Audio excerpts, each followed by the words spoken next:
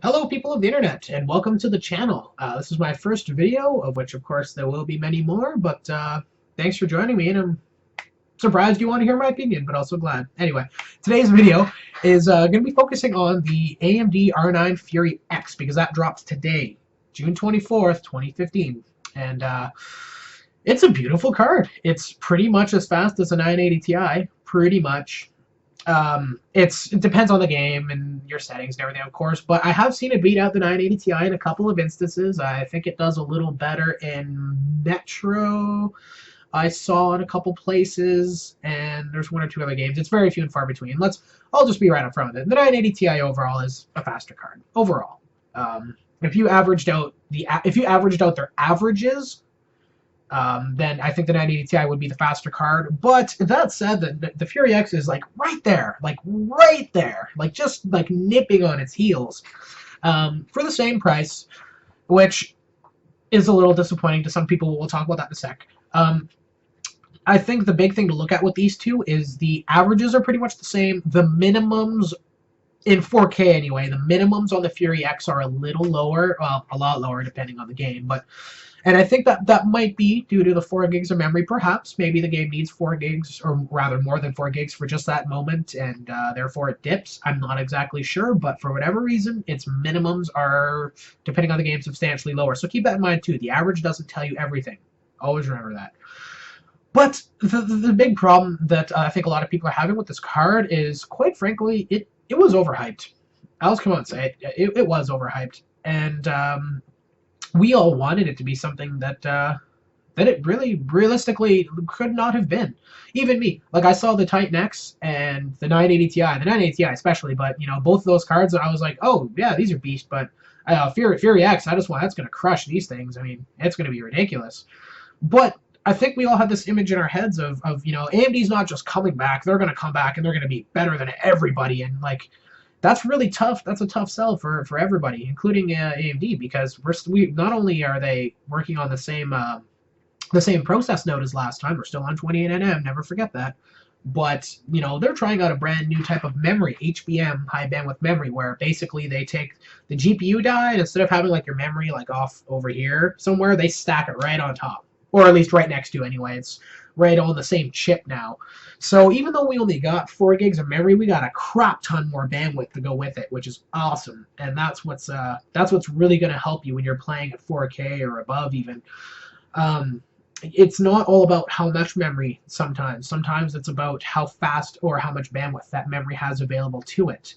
So that's why I think that even though even why the Fury X has 2 gigs less memory than a 980 Ti, that's why we're seeing it so close, is because it's just got so much bandwidth. It's got half a terabyte of bandwidth, half a terabyte per second.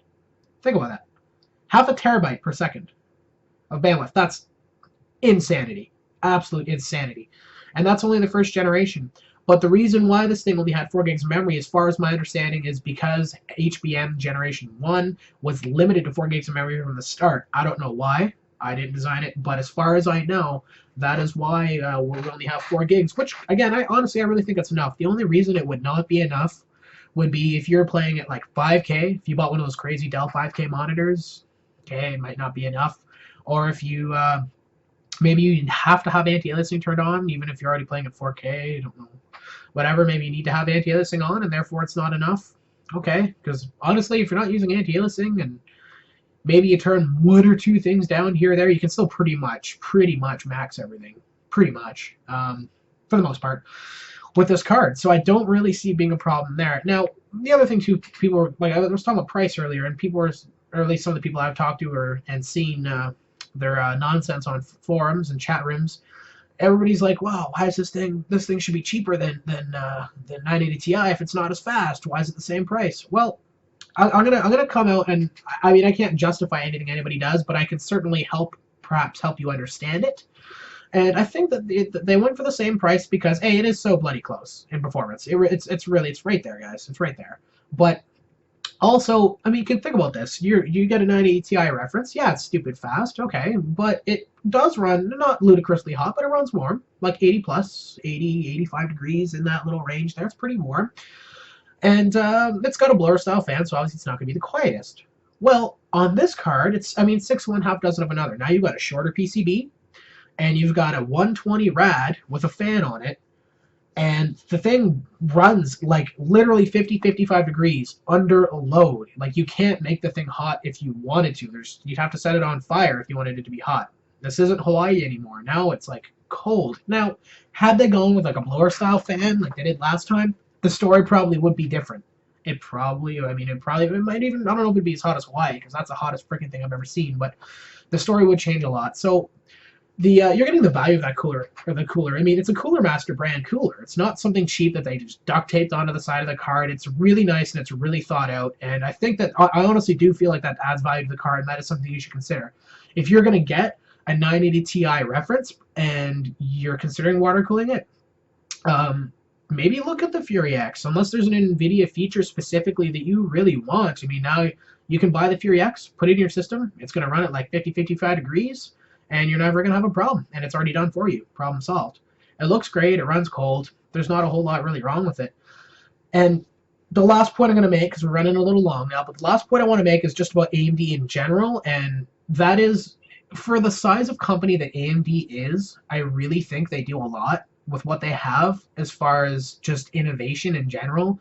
I mean, Fury X is a good example of that, of course, but they compete. I mean, they compete against NVIDIA on the GPU side of things, and then they can compete against Intel on the CPU side of things. And Intel is one of the biggest corporations on the entire planet, and they still compete with them. Now, I'm not going to sit here and say how good or how well they compete with them, because, I mean, I'll be the first person to admit that right now AMD's CPU offerings are only enticing because of their price right now, unfortunately. I mean, they're still good performing chips. It's not that they're that badly performing, it's just that the Intels run cooler and faster and everything else. But they're cheap. And the point is that even with their 3-year-old architecture, I mean, I still recommend AMD CPUs depending on what they're doing, what somebody's doing. And I will recommend AMD graphics cards depending on what the person is doing and the price. That's what it comes down to, is performance and price. For most people, for me, I consider every feature that the company has to offer for the card. You know, NVIDIA's got DSR, AMD's got VSR, NVIDIA's got GameWorks, AMD has some of their own things, like they have like Tress Effects and whatnot, but, you know, these are all things the companies also include to entice you to buy their product, and I think that AMD has done a good job this time around. I would have liked to see it be a little cheaper, but hey, I mean, I think the value's there. I think $650 is justified. And also, keeping in mind, too, this is day one. Like, day one, we're seeing all these benchmarks. So while everybody's out there freaking out about how this thing is not very fast and how it's not competitive, we're on day one with this card, which means we're on, like, the most premature baby drivers we could possibly have that are available to the public. The 980 Ti and the Titan X have been out for a little while now, and they've matured a bit. Well, Maxwell's been out since February of last year. So yeah, like, they've had lots of time to work on that, on Maxwell in general, and it's become quite refined. I mean, 28nm is already super refined, so that's part of the reason why I think the NVIDIA stuff is faster. We've had a couple driver updates, but it's been more optimized for more games. This is day one, guys. Wait until 6 months down the road. In 6 months, I think we'll really see which one comes out on top, because if AMD can get some good optimization going with their drivers, like they ended up eventually doing for the 290X, you know, that thing could end up being the fire-breathing dragon we wanted it to. I mean, for the only reason the 290X managed to, well, not the only reason, but one of the reasons the 290X managed to stay competitive is because AMD was right in there optimizing and optimizing and optimizing and just incrementally making it slightly faster and everything they could to help keep it competitive. And quite frankly, that's why I bought one, or one of the reasons why I bought one anyway. So let's see what AMD does with this in about 6 months or so. Let's see where their drivers are at. Let's see how fast Fiji is then, and hopefully maybe the price will come down a little bit, or hey, maybe NVIDIA will lower the prices on 980 Ti. Who cares, everybody? If prices go down, we all win. We all want a faster GPU. You can't go wrong. So let's hope that happens, and I'm going to revisit this in like 6 months or so. Maybe around, well, actually, we're almost 6 months to the day away from Christmas, so maybe at Christmas time I'll revisit this, and we'll see where Fury X is, and we'll do a Christmas video and maybe do some GPU recommendations for the holiday season. Thanks for watching the video, guys. Like it if you liked it, and let me know your opinion on Fury X. Awesome or nawesome? Feeling it or not feeling it? I want to know. I want to know what you guys think, because I'm feeling it. I like this card. Stay tuned for more videos like this in the future. I got a lot of stuff planned. Let's hope I can implement it. Catch you guys in the next one.